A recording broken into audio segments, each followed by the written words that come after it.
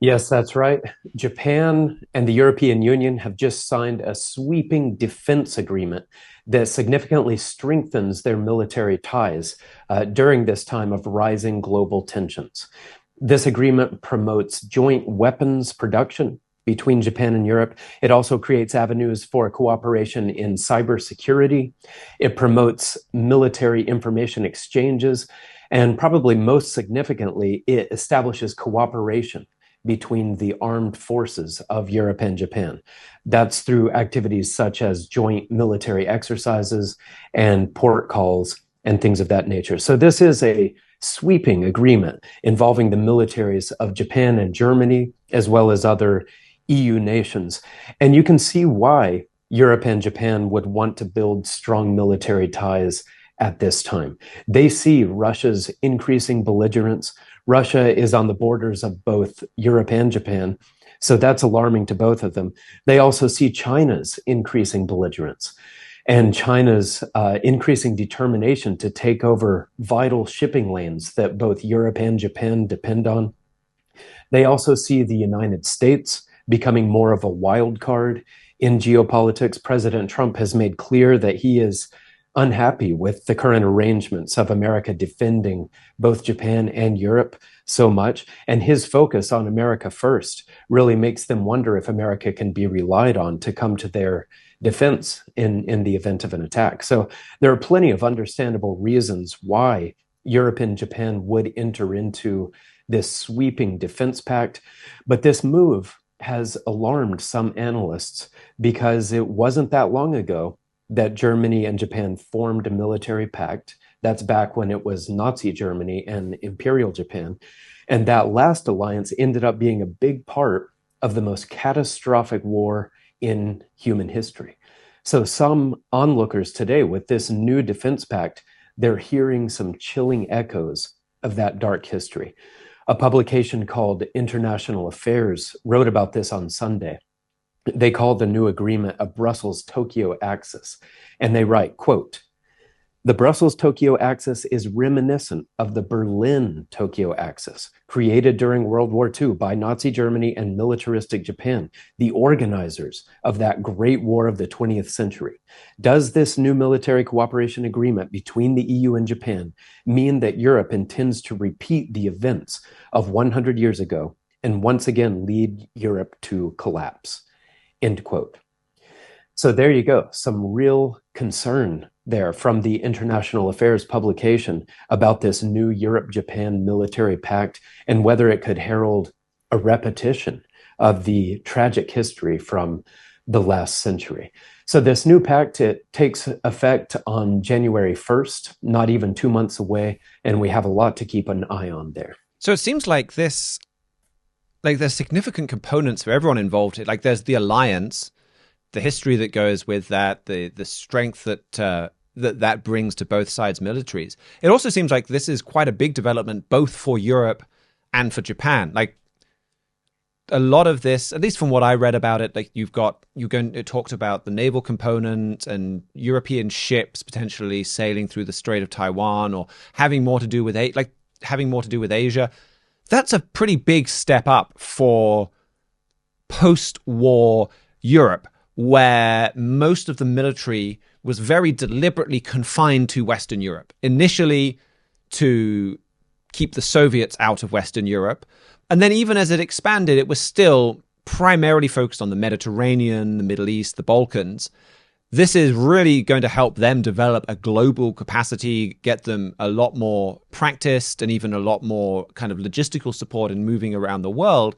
And then you've got Japan with their pacifist constitution now making a military alliance with a military power halfway around the world from them. And we've already seen the way that international military contributions have played a massive role in what is basically Japan breaking its constitution or breaking out from those constitutional restraints on its military and deploying its military abroad, where it said, well, yes, we're going abroad, but it's as part of a UN peacekeeping mission. Or even they've looked at, okay, yes, we're patrolling abroad, we're patrolling the seas around the Middle East or the Bab el-Mandeb into the Red Sea, but we're doing that as part of a US-led international mission. And it seems to me this could be quite a significant step forwards in that direction for both these powers. I think that's exactly right. This is not only significant because it brings Europe and Japan together, but it's also happening at a time when both of these power blocks are, greatly increasing their individual abilities. Japan especially has been ramping up defense spending year after year for close to a decade now, building all kinds of cutting edge weaponry.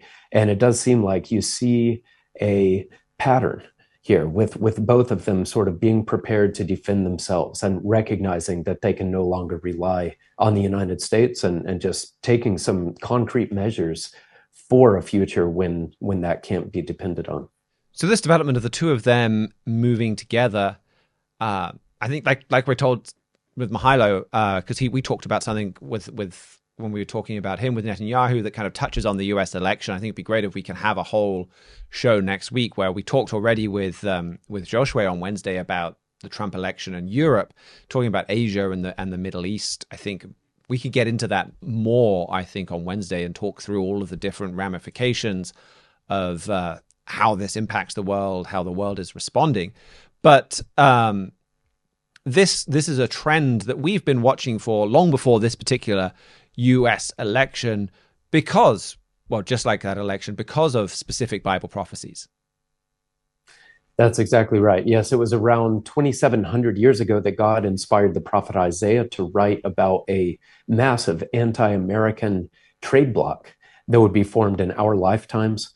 Isaiah 23 verse 3 calls this a mart of nations.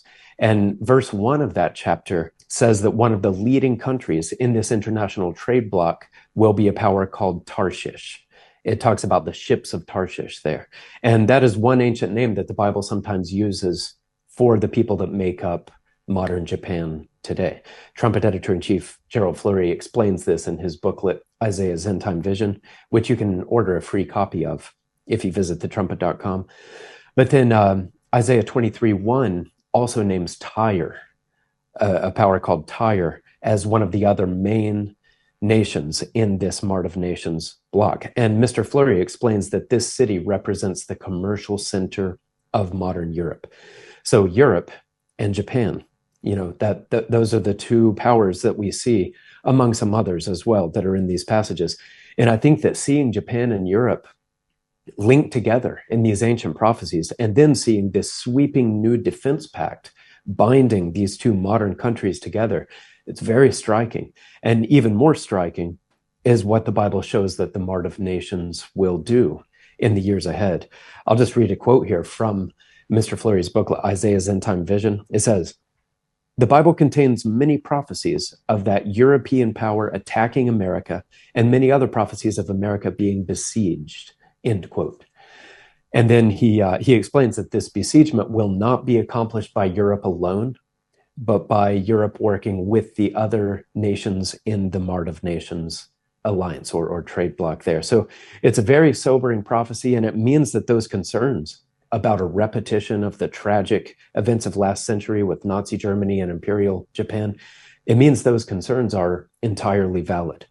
But there's also a great deal of good news really wrapped up into this, right at the heart of these developments. So if you would like to understand more about the Mart of Nations and the good news that's tied into all of this, I hope you'll order your free copy of Mr. Fleury's booklet, Isaiah's End Time Vision. Or you can put a link to that in the show notes, along with some of those other books that we've mentioned today, like A Strong German Leader is Imminent. You can get all of those. We'll have the link in the notes. You just click on, we'll take you straight there. You can get them from our website, thetrumpet.com. And we would be very happy as well for you to order your own free print copy that you can go over and write notes in or mark up or turn to the Bible alongside. And having it in black and white and print facilitates that and helps, I think, lead to get to really dig into some of this material. So a big development going on in Asia. There were some other quick bits that you wanted to run down as well. Yes, first, a quick Russia story. The Wall Street Journal reported Monday that Russian operatives placed incendiary devices on airplanes that were heading to the US and Canada. And the aim was to detonate them and set fire to the planes once they reached those countries. These were with the DHL shipping service, and both of these devices ended up exploding early at DHS logistics hubs in Germany and in Britain. Yeah, one of them And would have been Russia, our of course, local hub, denies. probably. Oh, really? The Right, local in one? Yeah. Birmingham, I'm sure we get many things that we get from DHL probably come through there. So we could have missed out on parcels because of that. But, like you say, it could have been much more serious than blowing up a few parcels in the depot had it happened on an aeroplane. That's right. Yes. And it does look like, from what we can tell, this was just kind of a small scale test run for possibly larger future attacks along these lines. And of course, Russia denies all involvement, but the fingerprints apparently of Russian spy services are all over this. And it shows just how incredibly belligerent the Russians are becoming, just trying to find all kinds of surreptitious ways of attacking Western nations. And then another quick story here about the rapid increase in China's space-based military capabilities. There was a report about this a couple of days ago from General Chance Saltzman, head of the U.S. Space Force. He was analyzing China's satellite-killing weapons. They've got weapons now on the ground that can take out satellites, and they also have weapons already in orbit, satellites up there that can destroy other satellites. And General Saltzman said the speed with which China is building all this weaponry is, quote, mind-boggling. And he said the number of different categories of space weapons that China has created and the speed with which they're doing it is very threatening, end quote. So we know that America is more vulnerable to these kinds of weapons than any other nation by a long shot. We have more satellites in orbit than anyone else, and we depend on them militarily and in a whole range of other ways, far beyond any other nation. So it is alarming to hear about China's buildup of these weapons that is happening at a mind-boggling speed.